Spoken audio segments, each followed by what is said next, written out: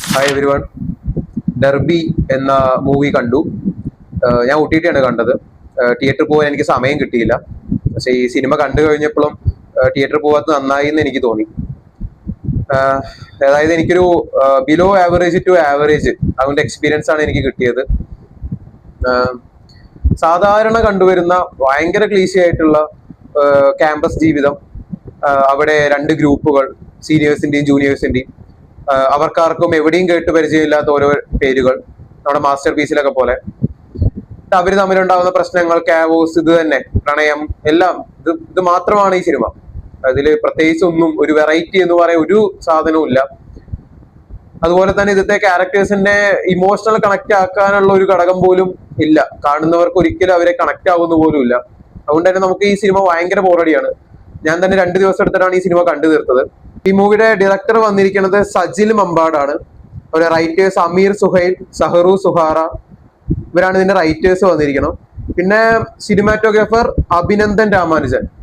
ഇതിലേക്ക് വരാം. ഡയറക്ടറുടെ കാര്യം പറയുകയാണെങ്കിൽ സജിൻ മമ്പാട്. ഇതിലൊരു സീനുണ്ട് ഈ സിനിമയിൽ, ആകെ ഒരു ഹൈ ആയിട്ട് തോന്നിയിട്ടുള്ള ഒരേ ഒരു സീൻ എനിക്ക് ഇതാണ്. ഒരു ഇന്റർവെൽ പഞ്ച് എന്ന് പറയാൻ പറ്റില്ല, ഇന്റർവെല്ലിന്റെ സമയത്തായിട്ട് ഒരു കോളേജിൽ ഓണാഘോഷ പരിപാടികൾ നടക്കുന്നു.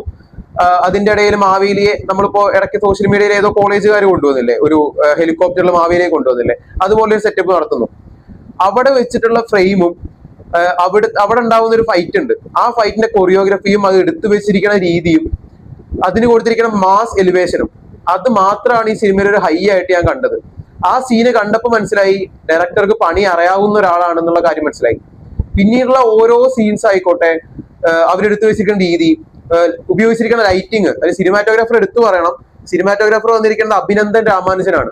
പുറത്തുനിന്ന് ഇറക്കിയിരിക്കുകയാണ് ആളെ. പുള്ളിയാണ് ഗുഡ് ബാഡ് അഗ്ലി, അതുപോലെ മലയാളത്തിലെ നിവിൻ പോളിന്റെ ഫാർമ, ഇതൊക്കെ ചെയ്തിരിക്കുന്ന സിനിമാറ്റോഗ്രാഫർ പുള്ളിയാണ്, അഭിനന്ദൻ രാമാനുജൻ. പുള്ളിനെ കൊണ്ടുവന്നിട്ടുണ്ട്. അതായത് പുള്ളിയും അതുപോലെ ഡയറക്ടറും അവരുടെ റോള് പക്കയായിട്ട് ചെയ്തിട്ടുണ്ട്. അതുപോലെ പ്രൊഡ്യൂസേഴ്സിന്റെ കാര്യം പറയുകയാണെങ്കിൽ എവിടെയും ഒരു വിട്ടുവീഴ്ച അവർ ചെയ്തിട്ടില്ല, എവിടെയും കോംപ്രമൈസ് ചെയ്തിട്ടില്ല.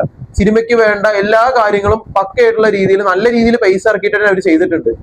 പക്ഷെ അവർക്ക് തിരിച്ച് അതിനുള്ള പൈസ കിട്ടിയോ എന്നുള്ളത് അറിയില്ല.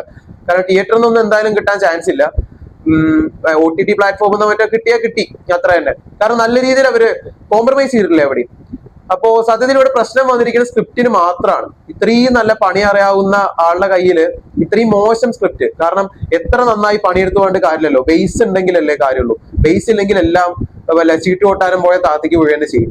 അത് തന്നെയാണ് ഇവിടെ ഉണ്ടായിരിക്കുന്നത്. ഒരു നല്ല സ്റ്റോറി ഉണ്ടെങ്കിൽ, ഒരു ഫൈറ്റ് ആണെങ്കിലും ശരി, ഫൈറ്റിന്റെ കൊറിയോഗ്രഫി അടിപൊളിയാണ്. പക്ഷെ ക്ലീശേ സാധനങ്ങൾ, ഒരു സ്റ്റെമ്പ് ബാറ്റ്, ഒരു അടി തുടങ്ങുമ്പോഴേക്കും എവിടെ നിന്നൊക്കെയോ സ്റ്റെമ്പ് ബാറ്റ്, ഹോക്കി സ്റ്റിക്ക്, സ്ഥിരം ക്ലീശ സാധനം. എല്ലാം പണ്ട് മുതലേ കണ്ടുവരുന്ന സിനിമകളിലെല്ലാം ഉള്ള ഒരേ സാധനം, ക്ലീശ സാധനം. ഇതാണ് ഇവിടെ ഉള്ളത്. എല്ലാ കാര്യത്തിലും ഇങ്ങനെ തന്നെയാണ്.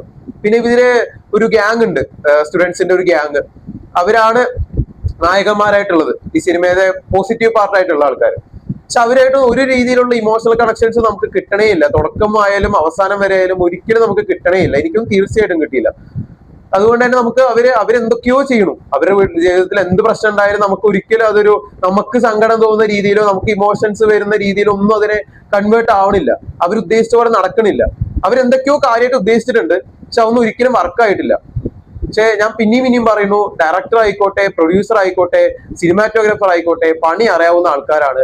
പിന്നെ ഇതിലുള്ള നെഗറ്റീവ് പാർട്ട് എന്ന് പറഞ്ഞാൽ നമ്മുടെ സ്വന്തം ഗോപി സുന്ദറാണ്. അതായത് ഇതിന്റെ മ്യൂസിക് ചെയ്തിരിക്കുന്ന ഗോപി സുന്ദറാണ്. അതായത് ആലോചിക്കുമ്പോ തന്നെ പുള്ളിയൊക്കെ എവിടെ നിന്നിരുന്ന ആളാണ്. ആ ഉസ്താദോട്ടിലൊക്കെ ഇറങ്ങുന്ന സമയത്തൊക്കെ പുള്ളി പീക്കാണ്. പക്ഷെ പുള്ളി ഇപ്പൊ എവിടെ നിൽക്കണം, എത്ര പെട്ടെന്ന് പുള്ളിയുടെ ഡൗൺഫോൾ ഒന്നും ഒരിക്കലും പുള്ളി പോലും വിചാരിച്ചിട്ടുണ്ടാവില്ല. പക്ഷെ പുള്ളിക്ക് അത്രയും കാലിബറുള്ള ആളാണ്. പുള്ളിക്ക് എപ്പോ വേണമെങ്കിലും തിരിച്ചു വരാം. അതിനുള്ള അവസരങ്ങൾ ഇപ്പൊ കുറഞ്ഞു വരുമായിരിക്കാം. പക്ഷെ കിട്ടുന്നതിൽ പുള്ളിക്ക് നല്ല രീതിയിൽ ഉപയോഗപ്പെടുത്താം. പുള്ളിയുടെ പേഴ്സണൽ ലൈഫ് എന്തോ ആയിക്കോട്ടെ, നമ്മൾ പറയുന്നത് പ്രൊഫഷണൽ ലൈഫിനെ കുറിച്ചിട്ടാണ്. പുള്ളി ഒരു പ്രൊഫഷണൽ ലൈഫിൽ പുള്ളി അടിപൊളി തന്നെയാണ്. പുള്ളിയും ഒരു ലെജൻഡായി മാറേണ്ട ഒരാൾ തന്നെയാണ്. നല്ല രീതിയിലുള്ള വർക്ക്സ് പുള്ളി ചെയ്തു വെച്ചിട്ടുണ്ട്. പക്ഷെ ഇപ്പൊ പുള്ളിയുടെ അവസ്ഥ വല്ലാത്തൊരു അവസ്ഥയാണ്. പിന്നെ സിനിമയുടെ എഡിറ്റർ R ജെറിനാണ്. പുള്ളിയുടെ റോള് നന്നായിട്ട് തന്നെ ചെയ്തിട്ടുണ്ട്. കാരണം എഡിറ്റിംഗ് ഒക്കെ നല്ല രീതിയിൽ ഭയങ്കര ഫാസ്റ്റായി കട്ട് ചെയ്ത് കുറെ ക്ലിപ്സ് ഒക്കെ ആഡ് ചെയ്ത് നല്ല രീതിയിൽ തന്നെ ഇത്തിരിയെങ്കിലും ആ ലാഗ് ആയി പോയ സിനിമയെ കുറച്ചെങ്കിലും കൈപിടിച്ച് കയറ്റാൻ സാധിച്ചിട്ടുണ്ടെങ്കിൽ എഡിറ്റിംഗ് ആണ് കേട്ടോ. പരമാവധി പുള്ളിയുടെ രീതിയിൽ ലാഗൊക്കെ മാറ്റി ഭയങ്കര ഫാസ്റ്റ് ആക്കാൻ നോക്കിയിട്ടുണ്ട്. പിന്നെ സിനിമയുടെ പണി ചെയ്യണല്ലോ, സ്ക്രിപ്റ്റിന്റെ പണി ചെയ്തില്ലെങ്കിൽ പിന്നെ എത്ര എഡിറ്ററിനെ ആരെയും പറഞ്ഞിട്ട് കാര്യമൊന്നുമില്ല. പുള്ളിക്ക് ചെയ്യാവുന്ന പുള്ളിയുടെ മാക്സിമത്തിൽ എന്നിട്ട് പുള്ളി ചെയ്തിട്ടുണ്ട്. പിന്നെ കാസ്റ്റിന്റെ കാര്യം പറയുകയാണെങ്കിൽ ഇതിൽ 90% ഓഫ് ആൾക്കാരും ഡെബ്യൂ ആണ് ചെയ്തിരിക്കുന്നത്. അവരുടെ ആദ്യത്തെ മൂവി ആയിരിക്കും. അതുപോലെ അമീനിന്റെ റോളൊക്കെ നന്നായിട്ട് ചെയ്തിട്ടുണ്ട്. പിന്നെ ഷൈൻ ടോം ഒക്കെ ക്യാമിയോ എന്നൊക്കെ പറഞ്ഞ് കൊണ്ടുവന്നിട്ടുണ്ട്. പക്ഷെ ഇതിനൊന്നും ഒരു ആവശ്യമില്ല, പുള്ളിക്ക് ഒരു ഇമ്പാക്ട് ഉണ്ടാക്കാനൊന്നും പറ്റിയിട്ടില്ല. പുള്ളി അവിടെ ഉണ്ട് പറയില്ലേ, അത്ര തന്നെ. അതുപോലെ ജോണി ആന്റണി ചേട്ടൻ, അബു സലീമിക്ക, അവരൊക്കെ അവിടെ ഉണ്ട്. അവരൊക്കെ എക്സ്പീരിയൻസ്ഡ് ആക്ടേഴ്സ് ആണ്. അവരുടെ റോള് കൃത്യമായിട്ട് ചെയ്തിട്ടുണ്ട്. ഈ ഡെബ്യൂ ആയിട്ട് വന്നിട്ടുള്ള ആൾക്കാരെ നമുക്ക് കറക്റ്റ് ആയിട്ട് മനസ്സിലാവും. അവര് ഒരു പെർഫെക്ഷൻ നമുക്ക് തോന്നില്ല. അവര് ഡെബ്യൂ ആയതുകൊണ്ടായിരിക്കാം അത് നമുക്ക് നേരെ വിസിബിൾ ആയിട്ട് നമുക്ക് കിട്ടും. അതുപോലെ സാഗർ സൂര്യയൊക്കെ ഈ സിനിമയിലൊക്കെ എന്തിനു തലവെച്ചു. കാരണം പണി, പ്രകമ്പനം പോലുള്ള നല്ല നല്ല സിനിമകൾ ചെയ്തുകൊണ്ടിരിക്കുന്ന സമയത്ത് ഇത്തരം സിനിമകളിലൊക്കെ പോയി തലവെക്കുക പറയുന്നത് വളരെയധികം ആ ഒരു സ്റ്റാർ വാല്യൂവിനെ കുറയ്ക്കാൻ ചാൻസ് ഉള്ള ഒരു സംഭവം തന്നെയാണ്. ഇനിയെങ്കിലും പുള്ളിക്കാനത് തെറ്റൊന്നും പറ്റാതിരിക്കട്ടെ.